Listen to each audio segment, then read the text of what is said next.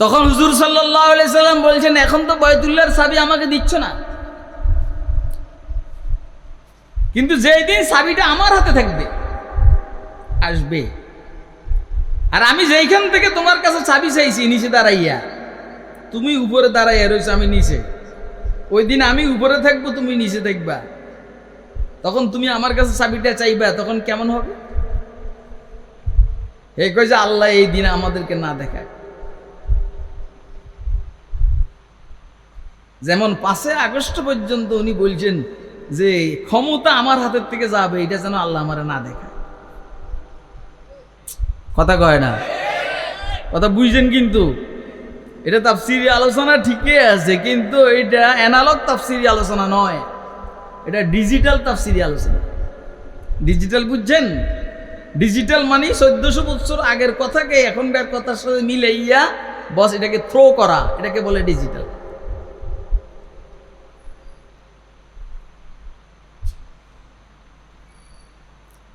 আজকে বাইতুল্লাহ শরীফ মক্কা বিজয় হয়ে গেছে। হুজুর সাল্লাল্লাহু আলাইহি সাল্লামের হাতে বাইতুল্লাহর চাবি চলে আসছে। এখন একদিকে হযরত আলী রাদিয়াল্লাহু তাআলা আনহু বলছেন, হুজুর চাবিটা আমারে দেন। অপরদিকে আব্বাস ইবনে আব্দুল মুত্তালিব রাদিয়াল্লাহু তাআলা আনহু বলছেন, হুজুর চাবিটা আমারে দেন। হুজুর কি চিন্তাধারা করতেছেন আপনারাই ভালো জানেন। আল্লাহ বলছেন, না, চাবি কাহাকেও দেওয়া যাবে না, যার চাবি তার কাছে দিয়ে দেন। অর্থাৎ ওসমান বিন তালহা সাহেবের হাতে চাবি ছিল, এখনো তার কাছেই যাবে। এবং হুজুর বলছেন এই চাবি ওসমান বিন তালহা সাহেবের এই গোষ্ঠীর হাতে কিয়ামত পর্যন্ত থাকবে। চিল্লে এখন সুবহানাল্লাহ। এই চাবি ওসমান বিন তালহা সাহেবের গোষ্ঠীর হাতে কিয়ামত পর্যন্ত থাকবে, কেউ আর নিতে পারবে না। এই হলো অবস্থা। সুবহানাল্লাহ। এবারে ফাঁকে দিয়ে একটু মজার খবর শুনেন আপনারা। এটা মজার ঘটনা, শুনবেন? হ্যাঁ, কে কে শুনবেন? আদুরে দেখেন, মাশাআল্লাহ। আপনারা শুনছেন,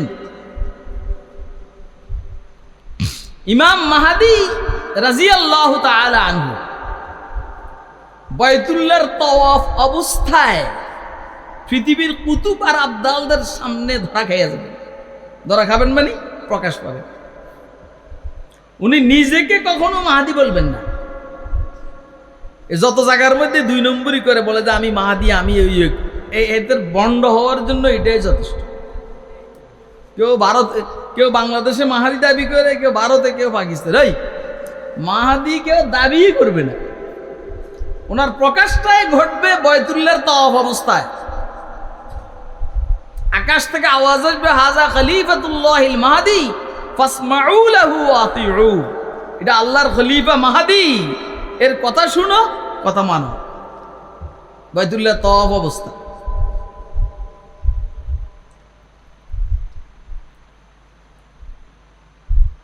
ওনার সময়ে পৃথিবীতে বড় যুদ্ধ হবে, এটার নাম হইল মালহামায়ে কুবরা, অনেক বড় যুদ্ধ।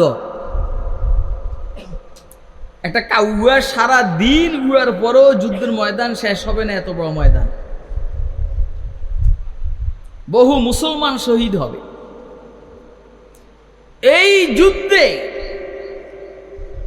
যারা অংশগ্রহণ করবে তাদের ফজিলতের দাম হইল বদরী সাহাবায়ে কেরামের মতো।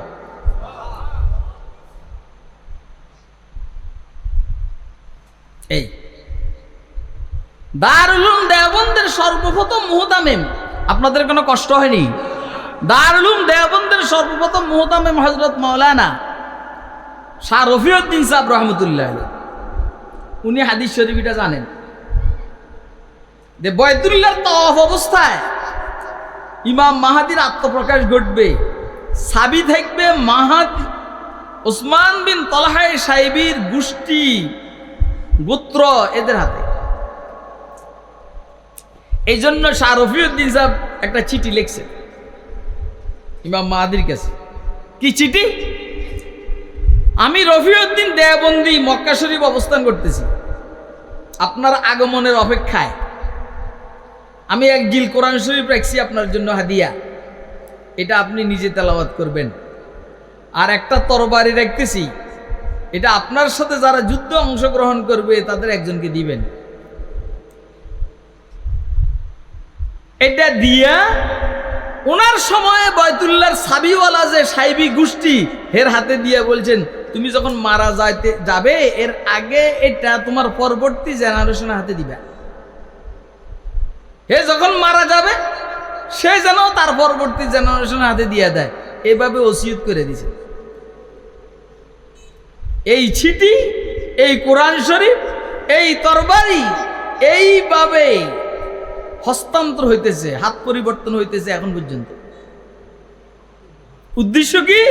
উদ্দেশ্য হলো যে কোরআন শরীফটা ইমাম মাহাদির কাছে যাবে আর তরবারিটা ওনার বাহিনীর সদস্যের কাছে যাবে, এক উসিলে উনি ওই যুদ্ধে অংশগ্রহণ করার সওয়াব পাবেন। আপনারা কি আমার কথা বুঝতেছেন? আসলে আমাদের বুজুর্গরা সওয়াব কেমনে অর্জন করন লাগে এটা বুঝে ভালো। আর সমাজের যারা উল্টাপাল্টা আছে কেমনে গুনাহ বেশি অর্জন করতে হয় এটা ভালো জানে। আরে কথা কয় না কেন? নিজে তো চোর, নিজের কর্মীদেরকেও চোর বানায়, নিজের ছেলে মেয়েদেরকেও চোর বানায়। সমাজের মৌলবীরা আলহামদুলিল্লাহ নিজেরাও চুরি করে না, পোলাপানও যেন চুরি না করে, এই জন্য শিক্ষা ওইটাই দেয় যে শিক্ষার মধ্যে চুরি নেই। কিরে এরা যে কথা কয় না। আপনারও গরম করে ফেললে জোনায়েদ আল হাবিবের দরকার।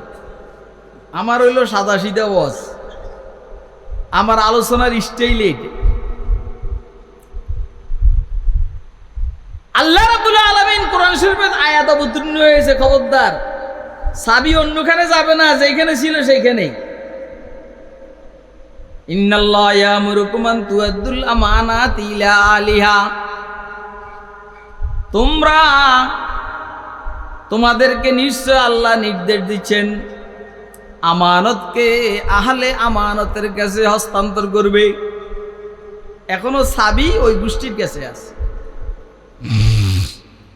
দেখেন আমাদের বুজুর্গরা কেমনে সওয়াব অর্জন করার জন্য বুদ্ধি খাটাইছে। আরেকজনে কি বুদ্ধি খাটাইছেন শুনাল? সাইয়েদুত তায়েফা হাজী এমদাদুল্লাহ মুহাজির মক্কি রহমতুল্লাহ যখন রেওয়ায়াতের মধ্যে পাইছে এই কথা, আল্লাহ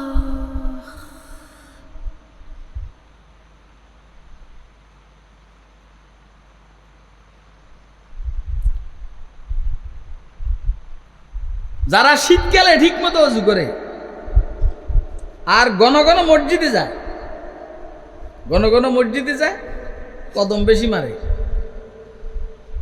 আর নামাজের পরে অন্য নামাজের জন্য অপেক্ষা করে, জালিকুমুর রিবাত, এরা যেন শত্রু বাহিনী থেকে নিজের ইসলামী দেশকে, মুসলিম দেশকে সংরক্ষণ হেফাজত করার জন্য পাহারাদারি করে।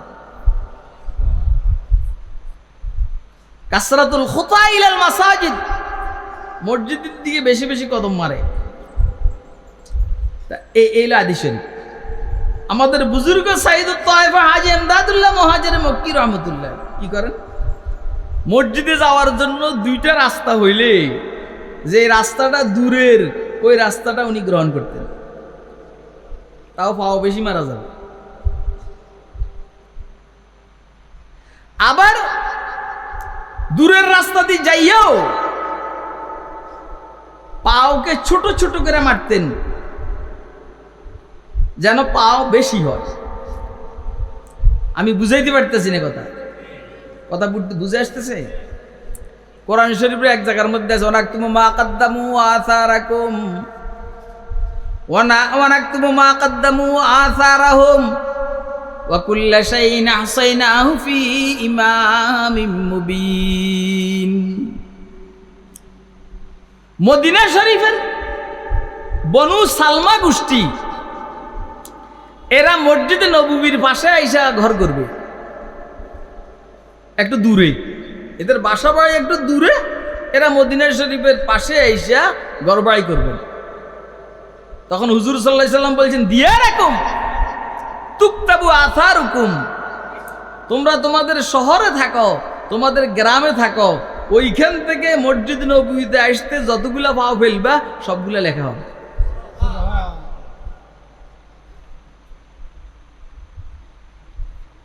তাহলে আপনি মসজিদে যদি এইখান থেকে আপনার মসজিদ পর্যন্ত যদি আধা মাইল হয়, তাহলে যতগুলা পাও দিবেন প্রত্যেকটা পাও একটা গুনামাপ, একটা দরাজা, একটা সওয়াব। কি ভাই, কথা ঠিক আছে না? এরপরে ওনারা ওইখানে থাকা আরম্ভ করছে। এগুলো হইল লাভ। আমাদের বুজুর্গরা সওয়াবের ব্যবসাটা ভালো বুঝেন। আমরা তো মৌলবীদেরকে ব্যাককল মনে করি, কয় যে হুজুর কি করলো, সবগুলো ফোলাফানের এই মাদ্রাসায় পড়েছে। আর তুই ব্যাককল, তুই কি করলি, সবগুলো ফোলাফান রে ডাক্তার, ইঞ্জিনিয়ার, ব্যারিস্টার বানাইছিস। গত শুক্রবারের আগের শুক্রবার মানে 24শে অক্টোবর আমার আব্বা দুনিয়া থেকে বিদায় হয়ে গেছে। এতদিন পর্যন্ত ছিলেন আলহামদুলিল্লাহ, প্রায় কাছাকাছি, কাছাকাছি বুঝছেন নি, এটার কাছাকাছি।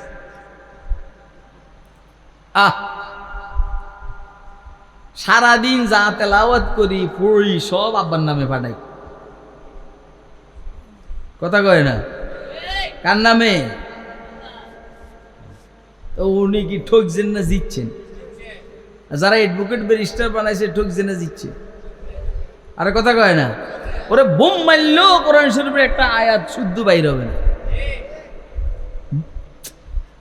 যদি বোম মারেন আপনি, কোরআন শরীফের একটা আয়াত শুদ্ধ বাইর হবে না। মাফ করবেন, যারা বিসমিল্লাহ দিয়ে রাজনীতি করে তাদের বিসমিল্লাহ শুদ্ধ নেই। রাগ উঠেছ না বেটা, ঠিক এমনি নি কয়। যত সব বুয়ারা আইসি এনে তাফসীর শুনবেন, যুবকেরা কই?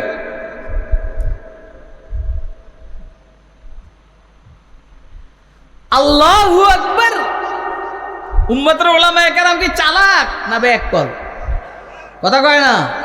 আপনারা বলেন, যারা এই তাফসীরুল কোরআন মাহফিল শুরু করছে এরা কি চালাক না ব্যাককল? আর যারা গানের আড্ডা শুরু করছে তারা কি?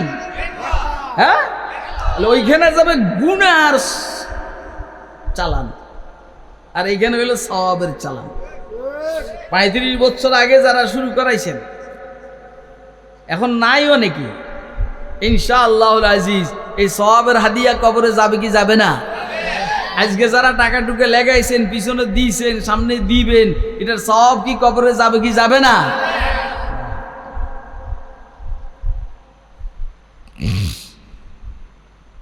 আমাদের মুরব্বীরা এরকম। দেখেন বদরি সাহাবায়ে কেরামের যে ফজিলত, এই নেওয়ার, এটা নেওয়ার জন্য শাহ রফিউদ্দিন সাহেব রহমতুল্লাহ আলাইহি চিঠি লিখছেন, কোরআন শরীফ হাদিয়া দিয়েছেন, তরবারি হাদিয়া দিয়েছেন। হাজী ইমদাদুল্লাহ মুহাজির মক্কি রহমতুল্লাহ আলাইহি বেশি সওয়াব নেওয়ার জন্য দূরের রাস্তাটাকে গ্রহণ করতেন, ছোট ছোট করে পাও মারতেন। সুবহানাল্লাহ, क्या नसीब अल्लाहु अकबर लौटने की जाए, क्या अजीब मेधा কি বুদ্ধি ব্যবসাকারে কয়। খায়ের, আমি যে আয়াতে শরীফে তেলাওয়াত করেছি, আউযু বিল্লাহি মিনাশ শাইতানির রাজীম, বিসমিল্লাহির রহমানির রহিম, إنا عرضنا الأمانة على السماوات والأرض والجبال فأبين أن يحملنها وأشفقن منها وحملها الإنسان إنه كان ظلوما جهولا ليعذب الله المنافقين والمنافقات والمشركين والمشركات ويتوب الله على المؤمنين والمؤمنات وكان الله غفورا رحيما।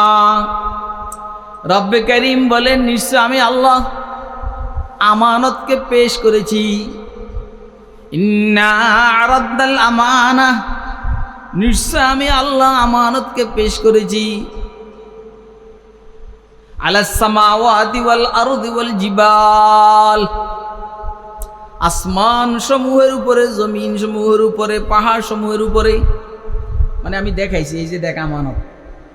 আল্লাহ বলেন এই যে দেখ আমানত। আসমান রে বলছি দেখ আমানত দেখ, জমিন রে বলছি আমানত দেখ, পাহাড় পর্বত রে বলছি আমানত দেখ। আপনারা এখানে আসেননি? কে কে আসেন না তুলে দেখান তো। আপনার উপস্থিতি জরুরি, শরীরের সাথে মনের, মেধার, রুহের উপস্থিতি জরুরি।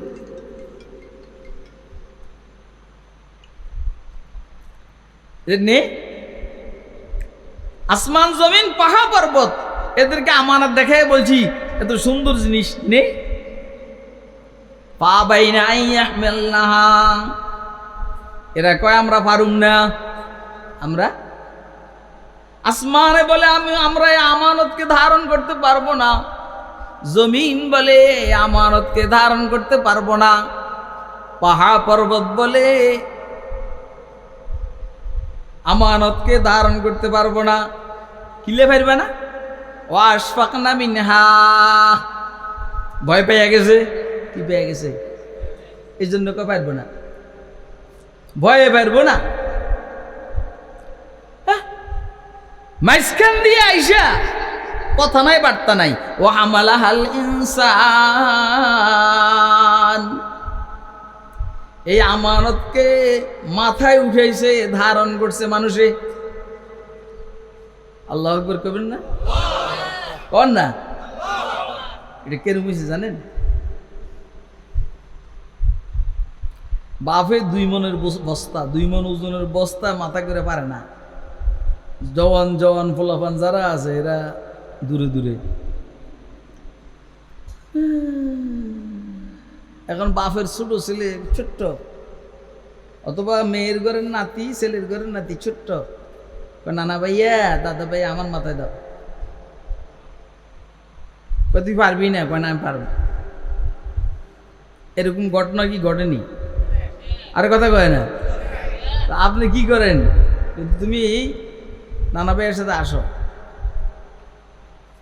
দাদা ভাইয়ের সাথে আসো, পালাইয়া এবার হেরে কোলো করে লইয়া সুমা টুমা দেন। দেননি? কথা কয় না, দেন না। বাপখানি এমন। আমানত, এই আমানতের অর্থটা কি দেখেন। আমরা এক একজন এক কথা বলি, নিজের থেকে বললে তো আর হবে না।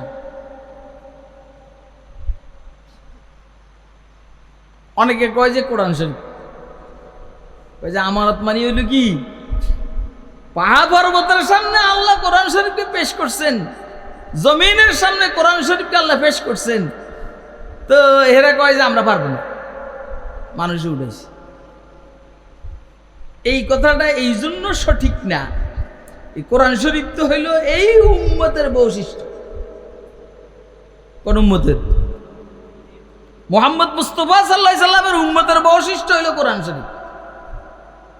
তাহলে ইহুদিদের উপরে কোরআন শরীফ অবতীর্ণ হয় নাই, খ্রিস্টানদের উপরে কোরআন শরীফ অবতীর্ণ হয় নাই, হযরত নূহ আলাইহিস সালাম, আইয়ুব, জাকারিয়া, সুলাইমান ওনাদের উপরে কোরআন শরীফ অবতীর্ণ হয় নাই।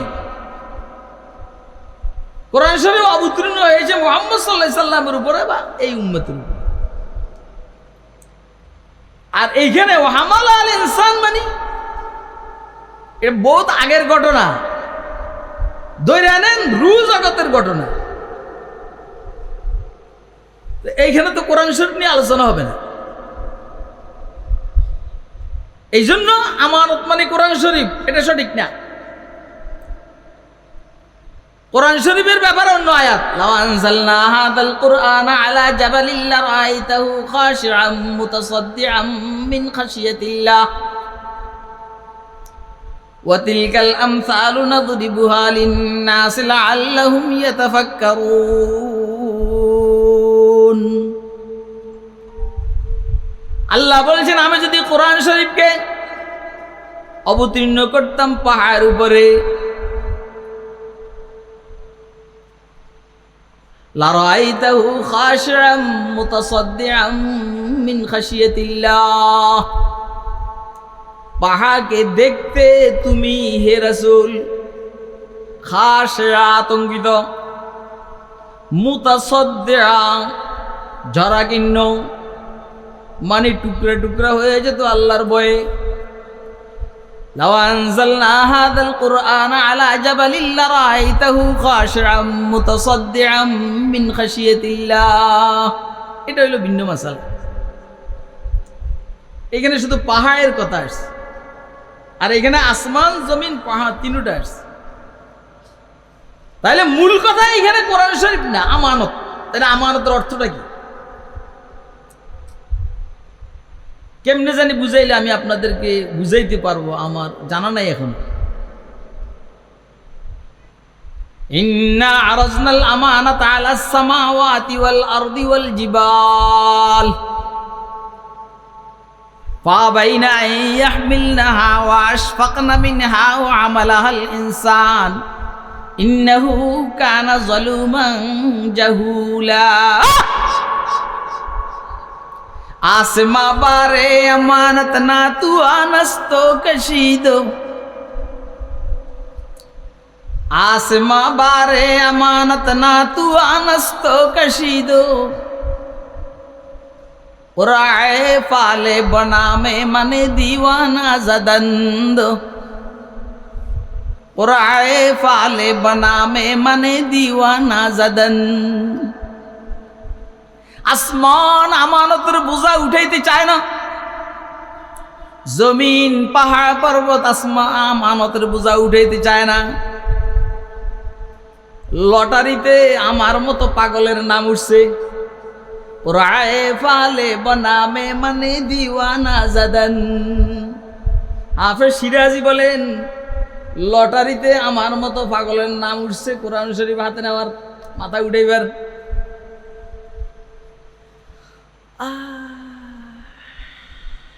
মানে দিওয়ানা জাদান। খুব বুঝবেন, হাসেন না। হাসো তো কি লেগে হাসো, বুঝো না দেখে হাসো। আমি না আমারটা বুঝি নাকি? এই আমার এখানে জ্বালাটা কি আপনি বুঝেন না, আমি বুঝি। এখন যে হাসিনার যে জ্বালাটা ভারতে বসে বসে, এটা কি তুমি বুঝো মিয়া? এটা হাসিনাই বুঝে কি জ্বালার মধ্যে আছে। সামনের প্লেটটা, খাওয়ার প্লেটটা সামনেতে নিয়ে গেছে। হাই কি ডাকাইতের ডাকাইত বাংলাদেশের মানুষ। রাত নেই দিন নেই দেশের মানুষের জন্য কি পরিমাণ পরিশ্রম করছে সে, আর তোরা হেরে দেশ থেকে বাগাই দিছিস। জ্বালা তো হে বুঝে বেটা। আর তুমি আসো মিয়া, ওর কলিজার পানি শুকিয়ে যেতে আছে, তুমি আসো এ রুমে।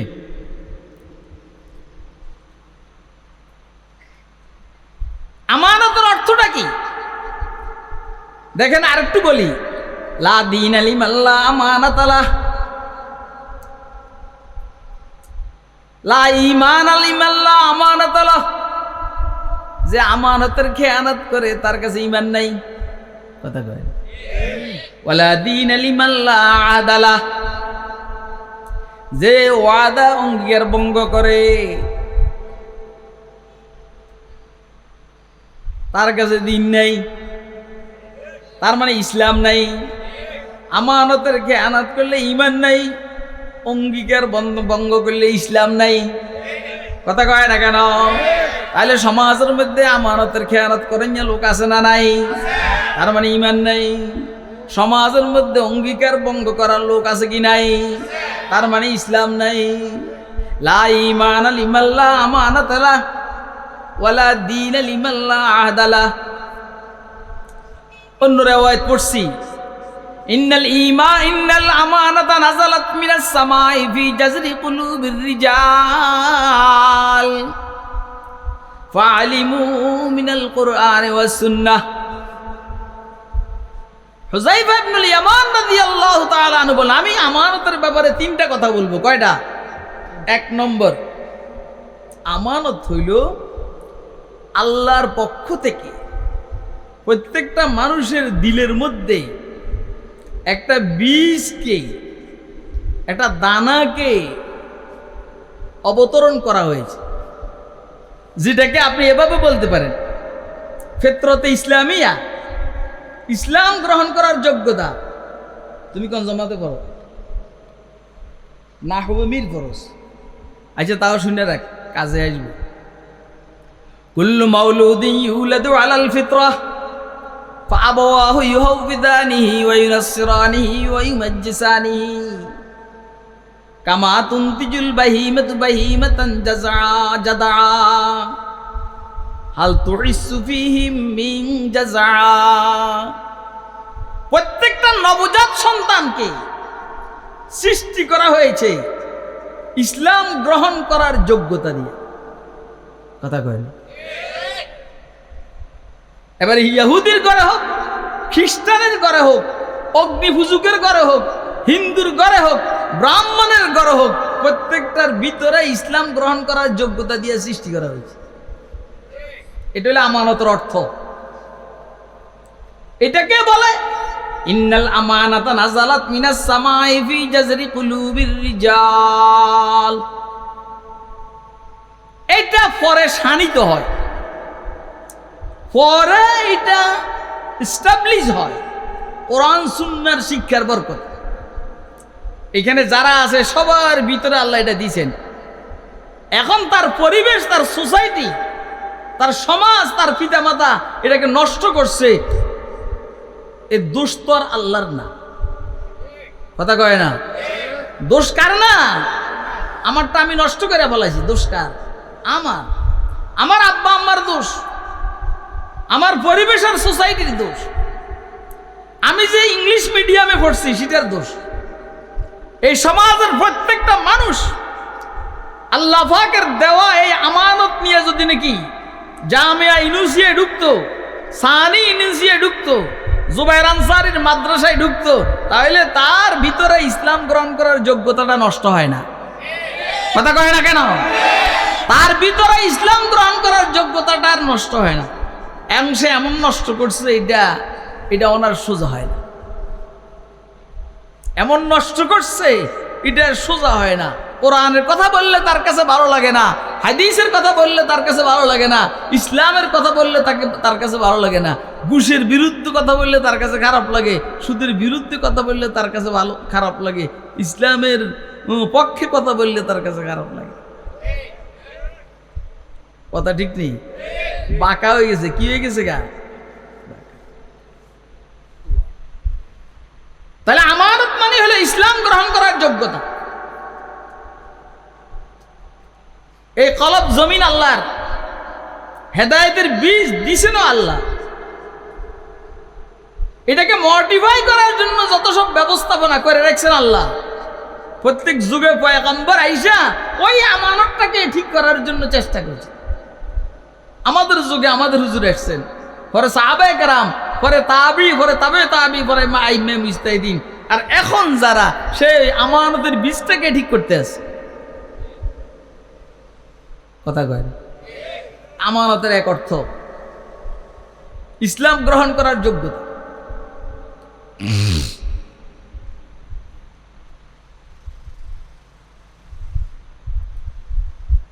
আল্লাহ আসলে ইসলাম গ্রহণ করার এই যোগ্যতা কেমনে জানি বুঝাইলে আপনার বুঝবেন, আমার জানা নেই। একটা হইল অনিচ্ছাকৃত ইসলাম, আরেকটা হইল ইচ্ছাকৃত ইসলাম। অনিচ্ছাকৃত ইসলাম আর মুসলমান, আসমানও মুসলমান, জমিনও মুসলমান, পাহাড় পর্বত মুসলমান, সূর্য মুসলমান, চন্দ্র মুসলমান, এর মধ্যে কোনো ঝামেলা নেই। গরুও মুসলমান, শুয়োরও মুসলমান, গাধাও মুসলমান, কুকুরও মুসলমান। কথা কয় না? এটা হইল অনিচ্ছাকৃত মুসলমান। কিন্তু এইখানে যে ইসলামের কথা বলা হয়েছে সেটা কি অনিচ্ছাকৃত মুসলমান না ইচ্ছাকৃত? আপনারা আমার কথা বুঝতেছেন না? কথা বুঝতেছেন? আল্লাহ জানে। সূর্য মুসলমান, এই পর্যন্ত সূর্য আল্লাহর হুকুমের বিরোধিতা করছে, তো সূর্য কি? চন্দ্র এই পর্যন্ত আল্লাহর হুকুমের বিরোধিতা করছে, তাহলে চন্দ্র কি? নক্ষত্রগুলা কি আল্লাহ পাকের হুকুমের বিরোধিতা করছে, তাহলে নক্ষত্র কি? গরু ছাগল এই পর্যন্ত আল্লাহ পাকের হুকুমের বিরোধিতা করছে, তাহলে এরা কি? কিন্তু ইচ্ছাকৃত মুসলমান না অনিচ্ছাকৃত? কথা কয় না? এই পর্যন্ত গরু ঘুষ খাইছে, শুয়োরে ঘুষ খাইছে, গাদা কুকুরে ঘুষ খাইছে, কথা কয় না। হারাম খাইছে? কোন গাদা এই পর্যন্ত হারাম খাইছে? বিড়ি খাইছে? সিগারেট খাইছে? ওর কথা কয় না, সব মুসলমান। ওয়ালাহু আসলামা মান ফিস সামাওয়াতি ওয়া মান ফিল আরদ, আল্লাহ বলেন আসমান জমিনে যা কিছু আছে সবাই মুসলমান। কে বলছেন? আরে কে বলছেন? ওয়ালাহু আসলামা মান ফিস সামাওয়াতি ওয়া মান ফিল আরদ, আসমান জমিনে যা আছে সব মুসলমান। তাহলে চন্দ্র মুসলমান, সূর্য মুসলমান, পাহাড় পর্বত মুসলমান, নদী নালা মুসলমান, গরু ছাগল কুত্তা মুসলমান। বেঈমান হইলে আমরা মানুষ বেঈমান, কথা কয় না কেন? অমুসলিম হইলে আমরা অমুসলিম। কুকুর অমুসলিম না, সূর্য অমুসলিম না, চন্দ্র অমুসলিম না, নক্ষত্র অমুসলিম না, গাধা অমুসলিম না, শুয়োর অমুসলিম না। আরেক কথা, পৃথিবীর কোন কাফের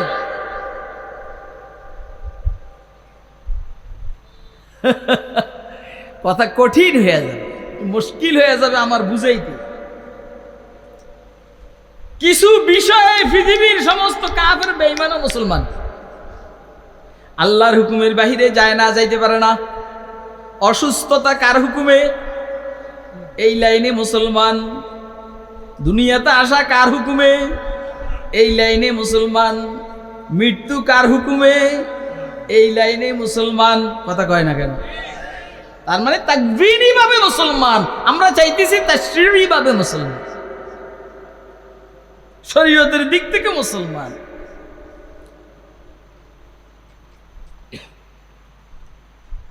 আল্লাহু আকবার, এইলে এক অর্থ। আমানতের আরেক অর্থ, খুব খেয়াল করেন, আমানতের আরেক অর্থ হইল ইচ্ছা। কি বলেন না? কি বলেন না?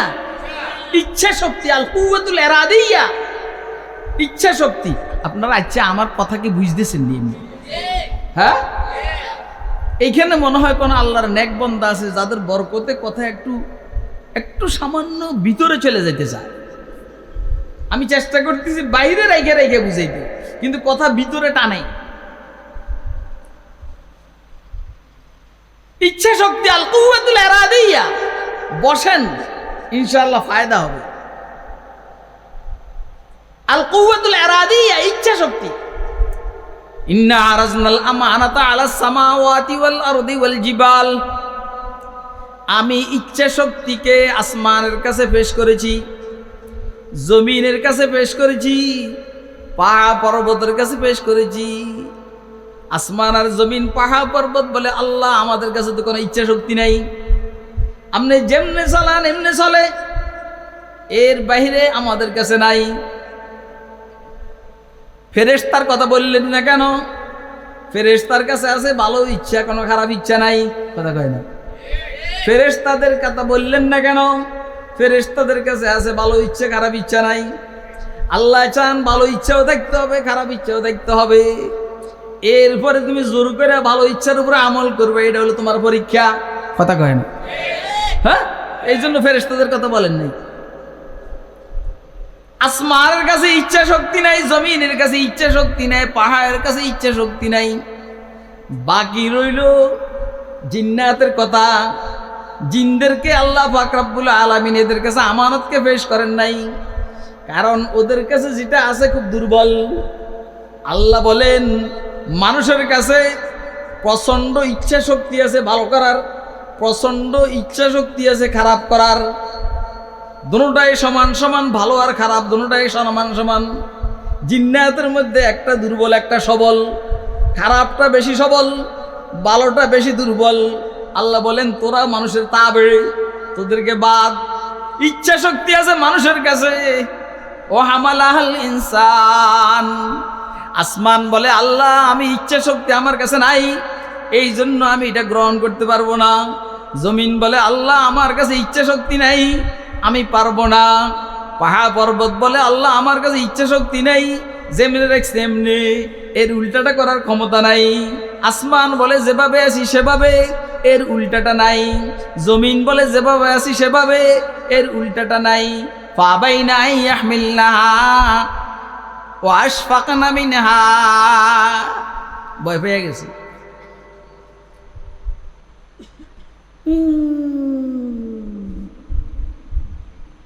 ভয় পেয়ে গেছে। আপনারা কি আমার কথাগুলো বুঝতেছেন? কে কে বুঝতেছেন দয়া করে হাত উঠে দেখালে খুশি হবে। এর মধ্যে দুই একজন না বুঝলে সমস্যা নেই, দুই একজনে যদি না বুঝেন তো এইটা কোনো সমস্যা নেই।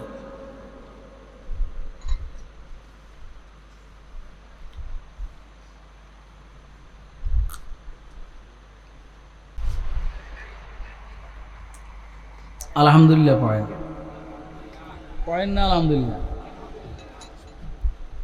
আমার এক ছেলে চলে আসছে স্টেজ, আমার বাবা কয় আমি এর ছেলে বসুন শেষ করি, কতক্ষণ শেষ করব।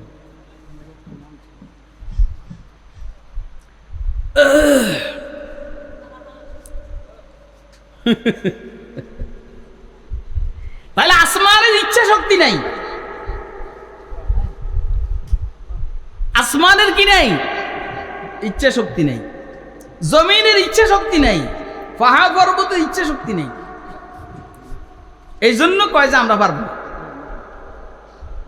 ইন্না আরাদনাল আমানাতা আলাস সামাওয়াতি ওয়াল আরদি ওয়াল জিবালি ফাআবাইনা আন ইয়াহমিলনাহা ওয়া আশফাকনা মিনহা ওয়া হামালাহাল ইনসান ইন্নাহু কানা যালুমান জাহুলা। দি অর্থ একটা হলো ফিতরতে ইসলামিয়া, আমানতের অর্থ, আর একটা হলো ইচ্ছা শক্তি। শাহ আব্দুল কাদের মুহাদ্দিস দেহলভী রাহমাতুল্লাহ আলাইহি বলছেন পরের জিনিস নিজের কাছে রাখা এটা হলো আমানত, আর এটাকে নষ্ট না করা বহুত বড় জিম্মেদারি। জিনিস কার রাখছে কে?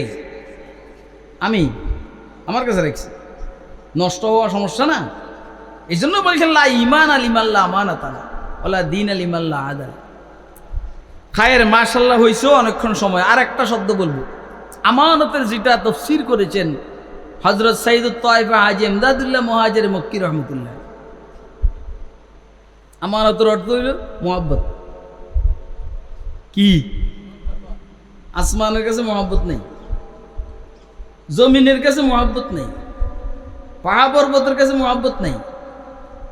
এই জন্য আসমানে গো আল্লাহ আমার জোর করে ওইলে দিলে হইব, তোমার মুহাব্বত তো আমার কাছে নাই, এই যোগ্যতা আমার কাছে নাই।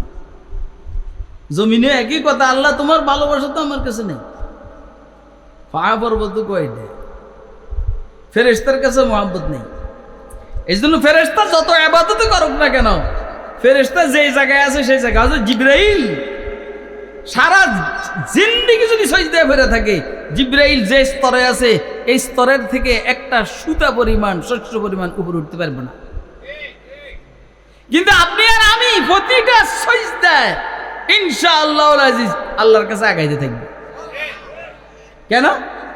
ভিতরে মহব্বত আছে। ভিতরে কি আছে? মহব্বতের প্রমাণ কি? ফেরেশতাদের ইবাদতে চোখের পানি বাহির হয় না, ফেরেশতাদের ইবাদতে শরীর থেকে রক্ত বাহির হয় না। আমাদের ইবাদতে চোখের পানিও বাহির হয়, আমাদের ইবাদতে শরীরের থেকে রক্ত বাহির হয়। আল্লাহর কাছে চোখের পানির দাম বেশি, আল্লাহর কাছে রক্তের দাম বেশি। আপনি কি আমার কথা বুঝতেছেন? হ্যাঁ, তাহলে আমানতের অর্থ হলো মুহাব্বত। সুবহানাল্লাহ। তো ফেরেশতাদের কাছে এটা নাই, জিন্নাতের কাছে মুহাব্বতের নাই। যে কোনো ভাবে হোক এদের খোঁজ খবর কিছু আমার কাছে আছে, এদেরকে জিজ্ঞেস করছি কি অবস্থা, এরা কয় যে না ওই ভাবে নাই, নিজেরাই কইছে। মুহাব্বত আছে কার কাছে? মানুষের কাছে। এই জন্য ইনসান উনসিয়তের থেকে ওমা সুমিয়াল ইনসানু ইল্লা লিউনসিহি ওয়ামাল কলবু ইল্লা আন্নাহু ইয়াতাকাল্লাবু। ইনসানকে ইনসান এই জন্য বলে ইনসানের কাছে মুহাব্বত আছে।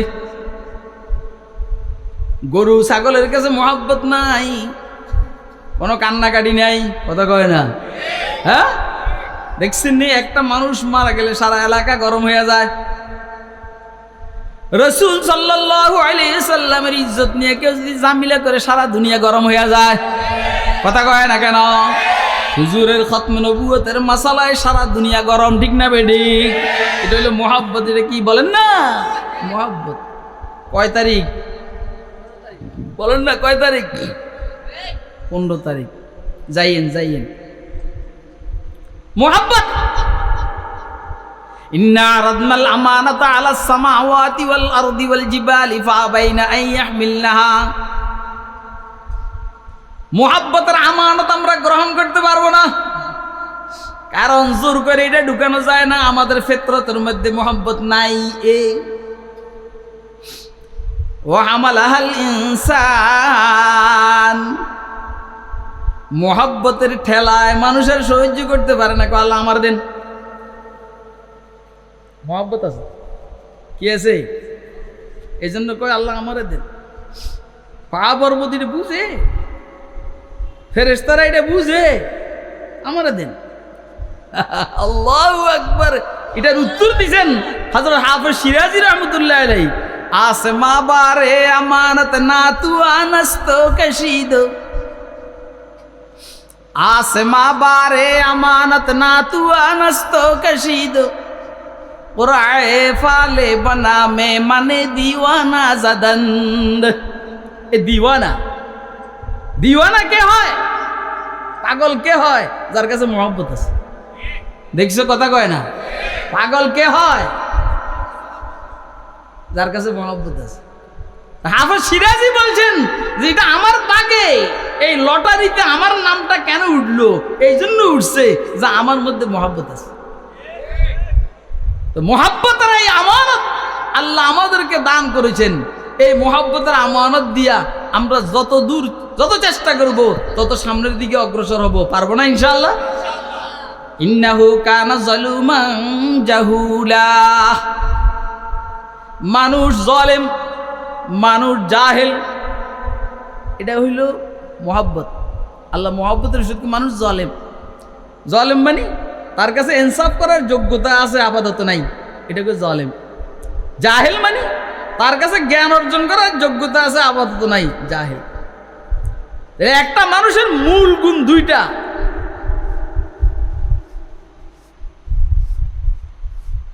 একটা হলো বিল কুওয়া আদল, আরেকটা হলো বিল কুওয়া ইলম। যার কাছে এখন ইলম নাই সে জাহেল, যার কাছে এখন ইনসাফ নাই তবে ইনসাফের যোগ্যতা আছে সে জালেম।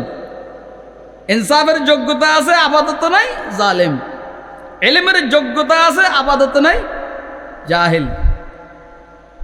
তো মানুষ সৃষ্টিগতভাবে জাহেল, সৃষ্টিগতভাবে জালেম, কিন্তু একটু চেষ্টা করলে আলেমও হইতে পারে, একটু চেষ্টা করলে আদল ইনসাফগার হইতে পারে। আল্লাহ আমাদেরকে চেষ্টার মাধ্যমে নিজেদের পরিবেশে ইনসাফ কায়েম করার তৌফিক দান, চেষ্টার মাধ্যমে নিজেদের পরিবেশে এলেমের গাছ লাগাইবার, জ্ঞানের গাছ লাগাইবার আল্লাহ আমাদেরকে তৌফিক দান করে। আল্লাহ পাকের মহব্বত আমাদেরকে নসিব করে। ইবাদতের ইরাদা, ইচ্ছা শক্তি আল্লাহ আমাদেরকে দান করে। ফিতরতে ইসলামিয়া, ইসলাম গ্রহণ করার যোগ্যতাকে শানিত করার আল্লাহ আমাদেরকে তৌফিক দান। আল্লাহু আকবার। আমি কি বলছি আমার জানা নেই, আল্লাহ যা বলেছেন তা বলছি। আমি আমানত শব্দটা আপনাদেরকে বুঝাইছি পুরো আলোচনা।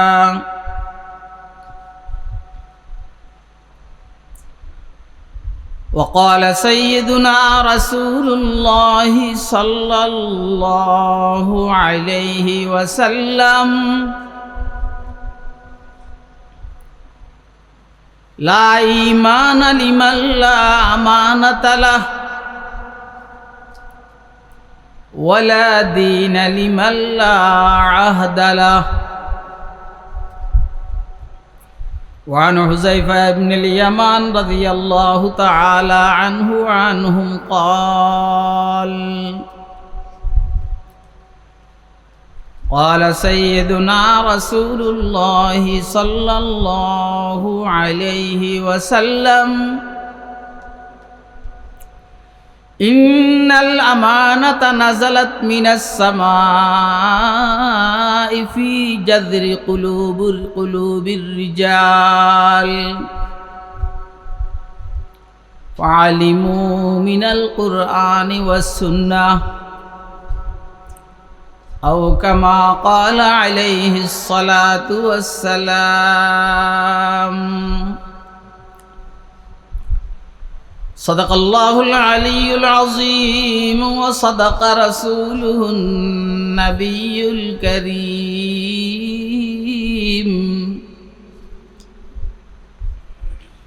ونحن على ذلك لمن الشاهدين والشاكرين والحمد لله رب العالمين.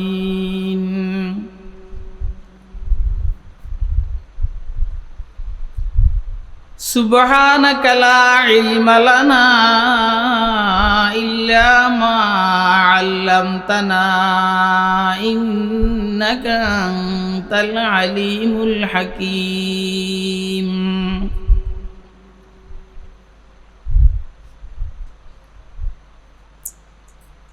सब अपने बनाए हुए ज़िंदा में है महबूस, सब अपने बनाए हुए ज़िंदा में है महबूस। खावर के सवाबितों के अफरंग के सैयार,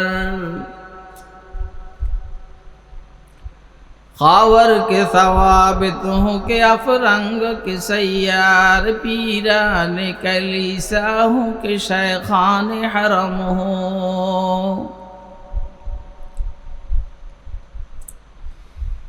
पीरान कलीसाहों के शेखान हरम हो। ने जिद्दत गुफ्तार है ने जिद्दत किरदार, ने जिद्दत गुफ्तार है ने जिद्दत किरदार हैं। अहल सियासत के वही को न खमो पेच,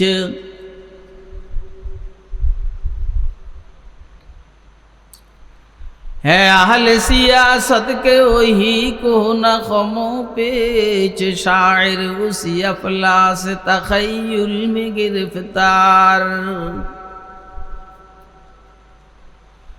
शायर उसी अफलास तखय्युल में गिरफ्तार। दुनिया को है उस महदी बरहक की ज़रूरत, दुनिया को है उस महदी बरहक की ज़रूरत। हो जिसकी निगाह ज़लज़ले आलम अफ़कार, हो जिसकी निगाह ज़लज़ले आलम अफ़कार।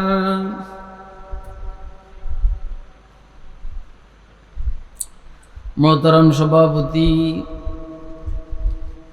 मुअज़्ज़ज़ मुकर्रम हज़रात उलमाए किराम, मुरब्बियान इज़ाम, बिरादरान इस्लाम, पर्दार आलेर মা ও বোনেরা, মাহফিলে উপস্থিত স্নেহের আদরের ছোট কচিকাচারা, সর্বস্তরের তাওহীদি জনতা, আল্লাহ পাকের দয়া অনুগ্রহ ফজল করম আল্লাহ রাব্বুল আলামিন আমাদেরকে ব্রাহ্মণবাড়িয়া আশুগঞ্জ বগৈর তাফসীর কমিটির উদ্যোগে আয়োজিত 5 দিন ব্যাপী তাফসীরুল কোরআন মাহফিলের আজকে আখরি দিন, সর্বশেষ দিন। রব্বে করিম আমাদেরকে দ্বীনের নিসবতে দাওয়াত ও তাবলীগের নিসবতে, কোরআন মাজিদ এবং সুন্নাহ শরীফের নিসবতে উম্মতের উলামায়ে কেরামের জবানে কিছু ওয়াজ ও নসিহত শুনবো এবং বুঝবো, ইনশাআল্লাহ মানবো। এই জন্য রব্বে করিম আমাদেরকে এখানে আসার বসার তৌফিক দান করেছেন। তো আমরা বলিষ্ঠ কণ্ঠে একবার আল্লাহ পাকের শুকর আদায় করি, আলহামদুলিল্লাহ। আপনারা দীর্ঘ 4 দিন থেকে আল্লাহর কালামের আলোচনা শুনে আসতেছিলেন। আজকে 5ম দিনেও শুনছেন। আল্লাহর দয়া হইলে আমার পরেও শুনবেন। যেই পরিমাণ শুনছেন শুনবেন, বুঝে শুনে সিদ্ধান্ত নিয়ে রব্বে করিম আমাদেরকে আমল করার তৌফিক দান করুন।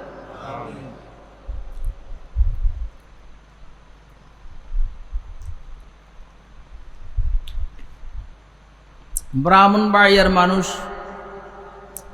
সিলেটের মানুষ, এরা তাফসিরুল কোরআন শুনায় অভ্যস্ত। বিশেষ করে ব্রাহ্মণবাড়িয়া হযরত মুফাসসির সাহেব রহমতুল্লাহ আলাইহি তথা বড় হুজুর রহমতুল্লাহ আলাইহি, ওনার বরকতে এই এলাকার মানুষ তাফসিরুল কোরআন মাহফিলকে পছন্দ করে।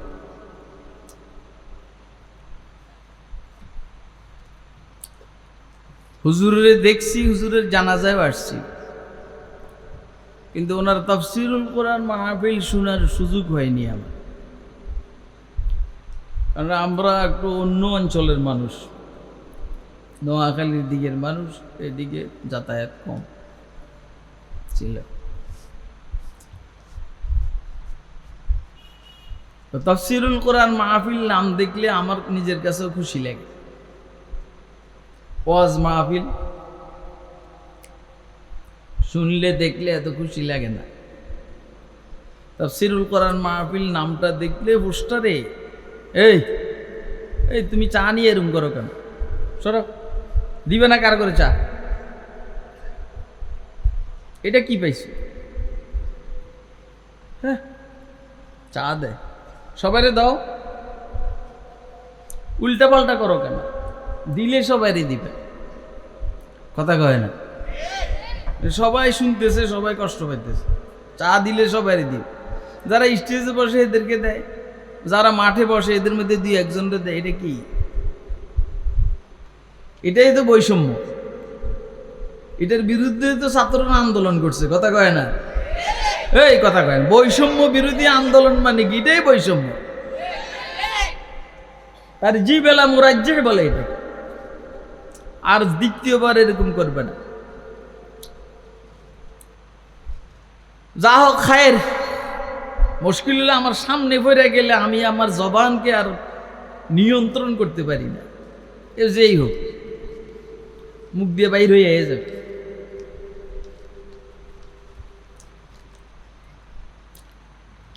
এইখানে লেখা আছে 35তম তাফসিরুল কোরআন মাহফিল। তার মানে হইল আমার মনটা বলে যে মুফাসসির সাহেব হুজুর রহমতুল্লাহ শুরু করছেন কিনা, তাইলে 35 বছর কেন আসে নাই? না আসে নাই না, আপনারা আনতে পারেন না, এটাই ব্যর্থতা।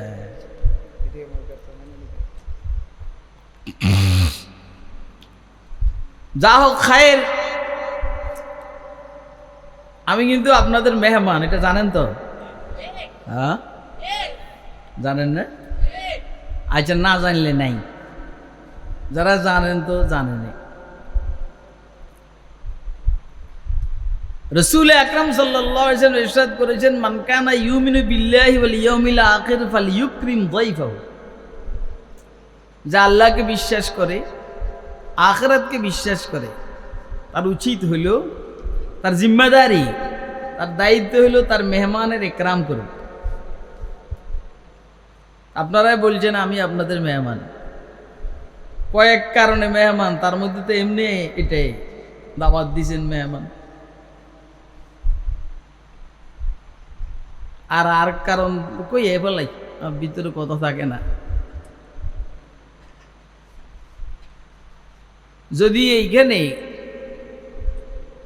কোন আলেমে দ্বীন নমিনেশন পায়, কে হইতে পারে? হ্যাঁ বলেন না, খতিবে বাঙ্গাল। আল্লাহ নমিনেশনেরও ব্যবস্থা করে দেখ, আর সংসদে যাওয়ারও তৌফিক দান করো। আরে আমিন কর না, এরকম 2-4 জন সংসদে গেলে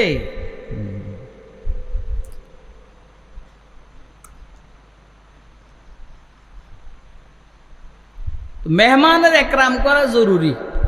একটা মুমিন, একটা মুসলমান, তার জিম্মেদারি হইল মেহমান একরাম করা। তো কয়েক কারণে আমি আপনাদের মেহমান, আপনারা আমার একরাম করবেন। কি একরাম? আপাতত একরাম হইল আমি নিরিবিলি কিছু কথা বলবো, আল্লাহ বলাইলে আপনারা মনোযোগ দিয়ে শুনবেন, কেউ উঠা বসার চেষ্টা করবেন। পারবেন? পারবেন নেই? কে কে পারবেন হাত উঠেন তো। এই তুই হাত খুটুস কেন? এই পিছনে যা, তুই সামনে বসে হাত খুটুস কেন? যত এলোমেলো সব আমার সামনে পড়ে।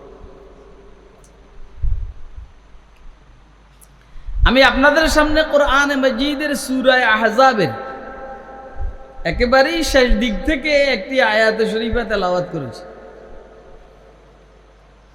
এই আয়াতের পরে আরো একটি আয়াত আছে, যদি প্রয়োজন মনে করি সেটাও তেলাওয়াত করি। রাসূল আকরাম সাল্লাল্লাহু আলাইহি ওয়াসাল্লামের হাদিস শরীফের 2খান থেকে 2টা টুকরো আপনাদের সামনে পাঠ করেছি। এই আয়াতে শরীফা আর হাদিস শরীফ দ্বয়কে সামনে নিয়ে তাফসীরি লাইনে কিছু কথা আরজ করার চেষ্টা করবেন ইনশাআল্লাহ আজিজ। আজকের আলোচ্য বিষয় আমাদের আমানত কি জিনিস। আমানত, ইন্না আরাজনাল আমানাতা, এটা কি জিনিস? আমানত কাকে বলে? যে আমানত আল্লাহ আসমান জমিন পাহাড় পর্বতের কাছে পেশ করেছেন, সে আমানতটা কি? এটা হলো আজকের আলোচ্য বিষয়। এ ধরে নেন একরকম একাডেমিক আলোচনা, মানে তাফসিরি আলোচনা। মাহফিলের নাম তাফসিরুল কোরআন মাহফিল। আমরা বাইরে যাওয়ার খুব চেষ্টা করব না, ভিতরে থাকার চেষ্টা করব ইনশাআল্লাহ। কোরআন শরীফের এক জায়গার মধ্যে আছে, আউযু বিল্লাহি মিনাশ শাইতানির রাজীম, বিসমিল্লাহির রহমানির রহিম, ইন্নাল্লাহা ইয়ামুরুকুম আন তুআদ্দুল আমানাতি ইলা আহলিহা। এই এক আয়াত। নিশ্চয় আল্লাহ তোমাদেরকে নির্দেশ দিয়েছেন তোমরা আমানতকে আহলে আমানতের কাছে হস্তান্তর করবা, ওদের কাছে ফিরিয়ে দিবা। যারা আমানত তার কাছে, আপনার কাছে কেউ আমানত রাখছে, তার জিনিস আপনার কাছে রাখছে, আল্লাহ বলেন যে এটা আবার ফিরিয়ে দিবে। ঠিক আছে নি কথা? হ্যাঁ, এবারে বলেন চেয়ারম্যানের কাছে চেয়ারম্যানই, মেম্বারের কাছে মেম্বারই, এমপির কাছে এমপিগিরি, মন্ত্রীর কাছে মন্ত্রীগিরি, এটা কি সে মালিক না আমানত? বলেন না, এটা কি জনগণ তার কাছে এটা রাখছে, সময় শেষ জনগণের কাছে ফিরিয়ে দিবে না জোর করে ক্ষমতায় থাকবে? কথা কয় না, জোর করে রাখে দিব, কি করবে? ফিরিয়ে দিবে। এবং যে দায়িত্ব দেওয়া হয়েছে সে দায়িত্ব সুচারুরূপে আদায় করবে, চুরি ডাকাতি চলবো না।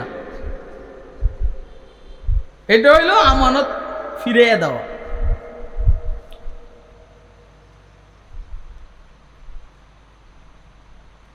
এই আয়াত অবতীর্ণ হওয়ার একটা প্রেক্ষাপট যেটা আমি এখন পড়ছি, ইন্নাল্লাহ ইয়ামুরুকুম আন তুআদ্দুল আমানাতি ইলা আহলিহা। এক সময় বায়তুল্লাহ শরীফের চাবি ছিল, এখনো আছে, ওসমান বিন তলহা শাইবি এই গোষ্ঠীর কাছে। খুব মনোযোগ দিয়ে কথা শুনবেন, তাইলে বাড়িতে কিছু নিতে পারবেন। ওসমান বিন তলহা শাইবি এই গোষ্ঠীর কাছে বায়তুল্লাহর চাবি ছিল।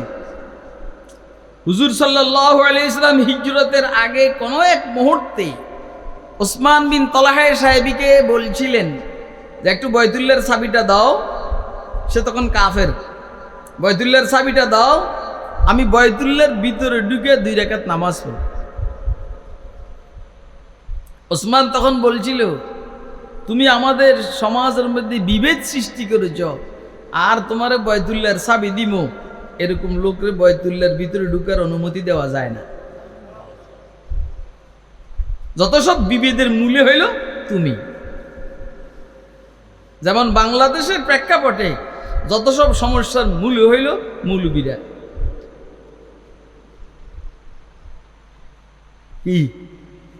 কি কোন আপনারা আসলে কি? হেরা বলে যে যত সব বিভেদের মূল হইল মৌলবীরা। এটা হেদের কথা বলছি আমি। যত সব সমস্যার মূলে মৌলবীরা নাকি সমাধানে মৌলবীরা? আরে কথা কয় না। এই সমস্যার মূলে মৌলবীরা না সমাধানের মূলে? সমস্যার মূলে হইলে নাস্তিকের বাচ্চারা। কথা কয় না কেন? সমস্যার মূলে হইল নাস্তিকের বাচ্চারা, সমাধানের মূল হইল আস্তিকের বাচ্চারা। বুঝে না কথা? আল্লাহ বুঝার তৌফিক দান।